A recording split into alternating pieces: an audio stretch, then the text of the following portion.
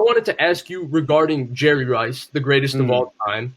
What was it like to guard him in practice? What was he like in practice? I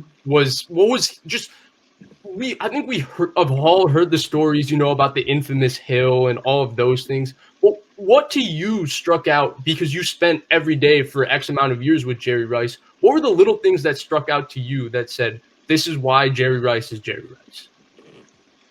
Just work day. Every day was a work day. So I'll give you a story at some point here about Jerry that epitomizes Jerry. But every day it was just go to work. You knew it was funny. I was talking to Lee Woodall 2 days ago, and he brought up something. He said, "Man, you know what? He said I've been meaning to tell you this because I told somebody else a story came up, and he said I really appreciate you getting me out of the line when I was getting ready to go against Jerry as a rookie." And he said, because everybody else was telling me to go get him. And he said, you grabbed me and said, if you really want to get cut today, stay where you are. And I said, yeah, I did you a favor. I knew you were not ready for that. And I pointed out to you, and I said that over the years, didn't you see how many guys Jerry got cut? And he was like, yeah. And that was the thing going up with 80. When Ray Rhodes, the defensive back coach at that time, drafted me, he brought me in and he told me, first of all, that was part of the reason why he drafted me. He asked me, what are you going to do when you get to Jerry? And I told him, I said, I'm going to kick his ass. Before you got drafted, you said that? Yes. I'm a DB, man. That's how we feel. That's what we think. I love it. And when we got there, he was like, okay. He was like, wherever 80 is, you go cover 80. You go cover 80. So I knew right then I was either going to get better or get cut. It's that simple. Because Jerry was not going to take a play off. And he had, and he happened to have Joe Montana and Steve Young throwing the ball to him. So you had to make a play. The way the defensive backfield was for us at that time, if we didn't knock a ball down, it didn't touch the ground. It didn't touch the ground. Wow. You had Jerry Rice, John Taylor. You had Britt Jones out there, Mike Sherrod, and all these guys.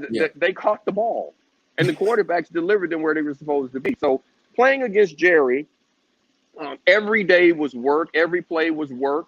He'd have his days. He'd have his moments. And this is the thing that I love about Jerry and that helped me so much as well. When something didn't work for Jerry, he would come and ask me. Like when I gave him the business at practice, he was going to come to me before we were off the field. What did you see? How did I do this? Why did I do that? What was going on? It got to a point to where I would be like, Jerry, okay. I'm like, you know what? You're getting ready to do this. He'd be like, how you know? I'm like, because you licked your hands that time. Or I say, Jerry, you know what? You had this foot. Like when you're going here, you do this. When you're going there, you do that. And that's how it was. But that's the way it was at every position. We understood that part of the job of being a vet was to teach the next guy how to take your job. Part of competition was me not trying to. Although I'm trying to beat you at practice, you are my teammate. I'm also trying to improve you as a player. And that's the way we work.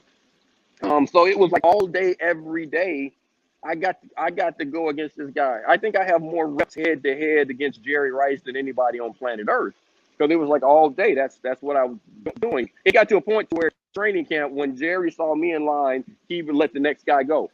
Because he and I had gone against, because he wanted to work on something else. And I got to a point to where I knew what Jerry was doing because I spent so much time on it and I knew what it looked like. And I knew his movement to me as a rookie was like 100 miles an hour and everything was flashing like this.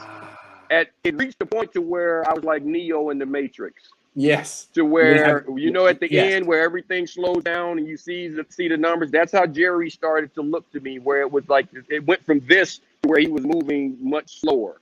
Because that's so interesting. Yeah. So the story, I'm going to say this really Go ahead.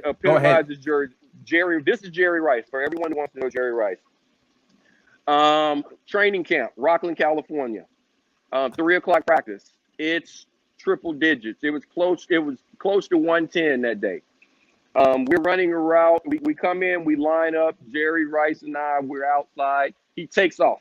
On this go route. So I'm running him, and then something happened. It was Jamie. God, what did I think of Jamie? It was tight end, Spider-Man. Can't think of his last name. Jamie Williams. Jamie jumped offside. or false. So we had to run the play over. Now we run this play. Jerry runs 45 down the field. He just had a clearing route. So he comes, we jog back the next play.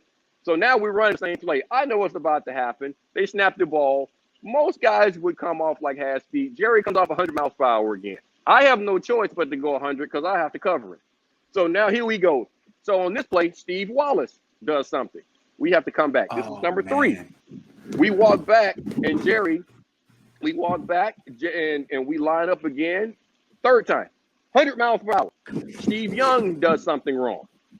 Steve does something wrong, and Mike yells at him. So we're coming back for the 4th play. Jerry is now unhappy, and he yells, you ML better get this right, blah, blah, blah, blah, blah. So now, number 4, you think he's going to take the play off. 100 miles per hour. Usain Bolt. He is flying. So I'm doing this again. Something goes wrong. We do it for the 5th time. Wow. You know what Jerry did. The 5th time, still 100 miles per hour. That's Jerry Rice on a clearing route. He has nothing to do with it. Everyone screws up. He's doing what he's supposed to do. He runs every route as hard as he possibly can with the intent of making it game day, scoring if possible. That's Jerry Rice. That's who he was. So when you lined up against him, you had to know that there were no plays off. And that was part of his greatness.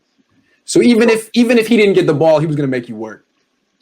Because he was going to make you work, because even if he was not getting the ball, he was going to work.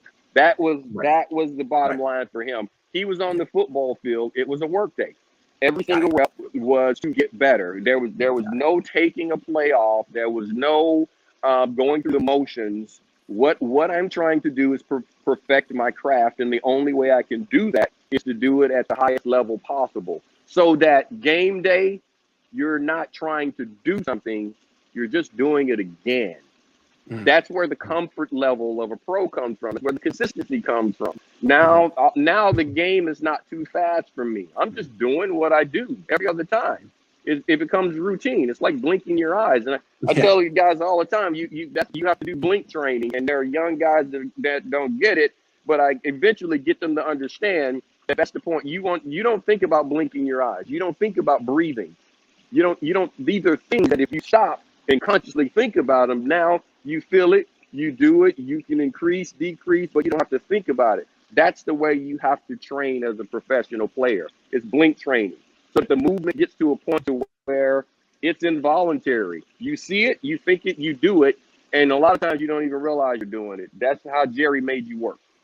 So, Eric, just real quick on Jerry Rice. So I'm a little too young for his era, right? And so he was like my dad. 1999, Eric. Right. So I think I think what's happening is when people talk Jerry Rice, that 40 man, I stopped doing things you hadn't even thought of yet. Okay, go ahead. 40 story of him running a 4.6, right? It's this legendary story, and I've seen the guy, right? I watched the highlights, and I say, "There's no way that guy ran a 4.6." And then when he got put on the NFL 100 team, Bill Belichick said, "Well, there's nuance to him running the 4.6 because he ran it 6 o'clock at night outdoors against the wind uphill, and that's why he ran a 4.6." So can you put to bed how fast was Jerry Rice? Can you really tell us how fast he was? The fastest human being I've ever seen on a football field with my own eyes, the fastest human being I've ever seen do anything is Deion Sanders, without question. He was the fastest human being I've ever seen. Jerry may have been 4.6. I don't know. I never timed. And the only time we all get timed before we got the 40 at combine and stuff like that. That's the last 40 you ever run in your life. But this is what I do know. He may have been a 4.6 when they timed him. He was the fastest man on planet Earth when the ball was in the air. In the air? Think about you don't remember seeing Jerry play and you weren't there. But how about this? Think about this. Think about all the Jerry Rice highlights that you have in your head. How many of those highlights bring up images of him diving for footballs like you see guys doing all the time now? Never. None. Think about it. None. Yeah. He had an extra gear. Jerry was going to get it. Yep. he was going to run as it didn't matter how fast he needed to run to get to the ball. It somehow he got there. Think about it, Jerry. There's a difference between track speed and football speed. Mm-hmm. And the other thing people don't realize, 4.6 is not slow. It's fast. It's not. As Michael Irvin used to always say, and this was the thing, I remember him talking about it. He was like, I'm a 4.5. He knows he was a 4.5. He said, but I'm a 4.5 on play 1. He said, I'm a 4.5 on play 25. I'm a 4.5 on play number 77. That's the difference. And that's how Marcus Allen was too, right? He wasn't fast, but he had a crazy endurance. Yeah. And he had a neck for not getting hit. He knew how to not get hit. It was very hard. He had him very, very hard to hit those guys clean.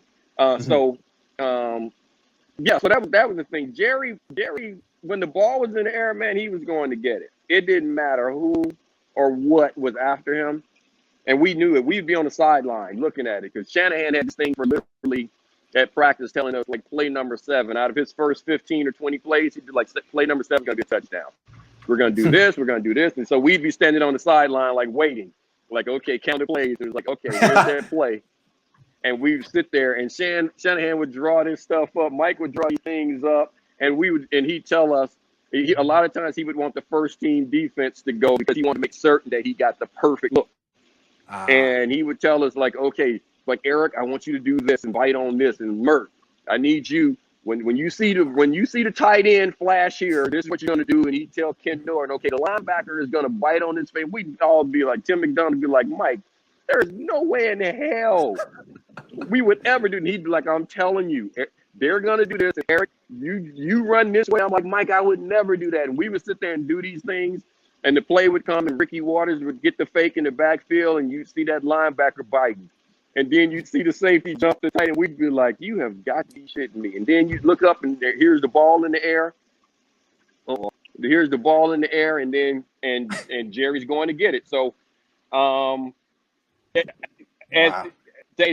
to the question, how fast is Jerry in that 4.6? As fast as he needed to be. That's what I'll say.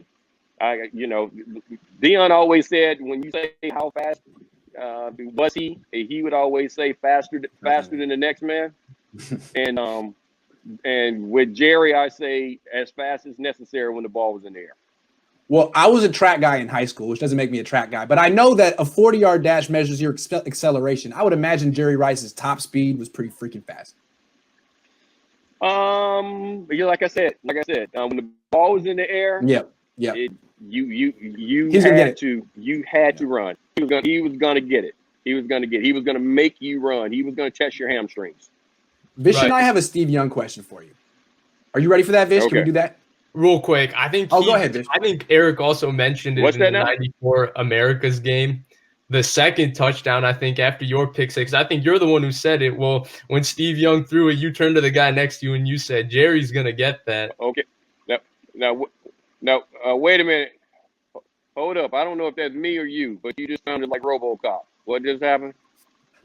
It might be you. He sounds fine to me. It might be you. Does he still sound like RoboCop to you? Talk, Vish. Hello? Okay. It's better? No. You sound fine. Okay, you sound fine. Go ahead.